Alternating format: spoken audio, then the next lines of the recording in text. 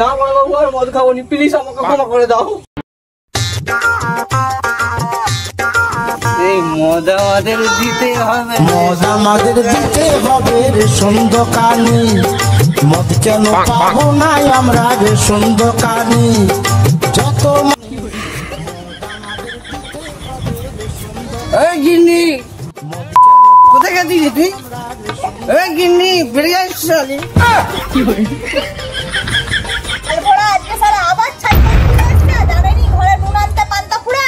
বেশ করেছি খাবো, 100 বার খাবো। তোর দাদু কি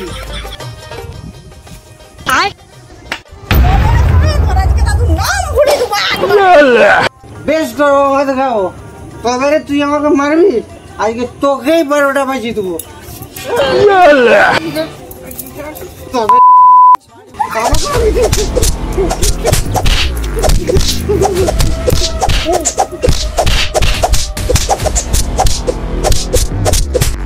দাঁড়াও, আমি এক্ষুনি বড় বাবুকে ফোন করছি। রোজ রোজ এসে আমাকে মারধর করছে, এক্ষুনি আমি ফোনটা লাগাচ্ছি। বড় বাবু,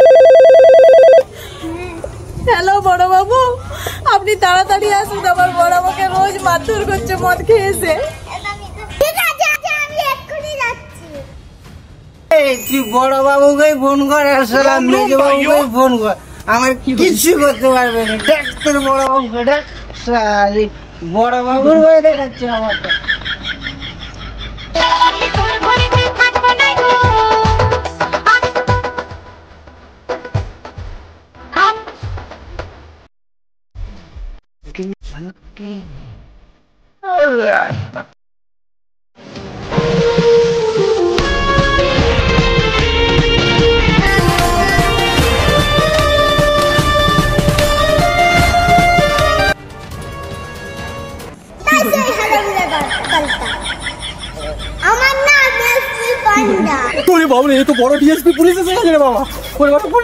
ক্ষমা করে দিন, আর আমি মারপিট করবো নি, আর মদ খাবো নি। আমার নাম রেসিপি, হাতে আছে ডান্ডা, আজকে তোকে পিটিয়ে করে দেবো ঠান্ডা। নিয়ে যাই গায়ে হাত, তোকে খাবো জেলার ভাত।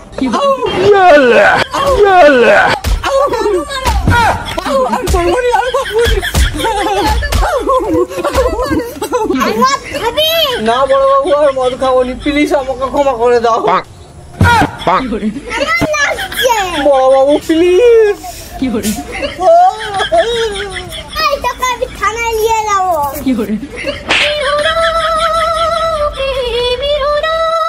বড় বাবু ওকে ছেড়ে দাও, বড় বাবু আমি পায়ে পড়ছি, বড় বাবু ওকে ছেড়ে দাও, বড় বাবু। আর কোনোদিনও মদ খাবো নি, কথা দিচ্ছি। যাকে ওই মারছিলে সেই তার পান দিতে থাকে। আর কোনোদিনও হবে না বড় বাবু, সত্যি বলছি, আমাকে ছেড়ে দিন। বড় বাবু আপনার পায়ে পড়ছি, আপনি এবারের মতো ওকে ছেড়ে দিন। এই ভিডিওর উদ্দেশ্য শুধুমাত্র সামাজিক সচেতনতা বৃদ্ধি করা।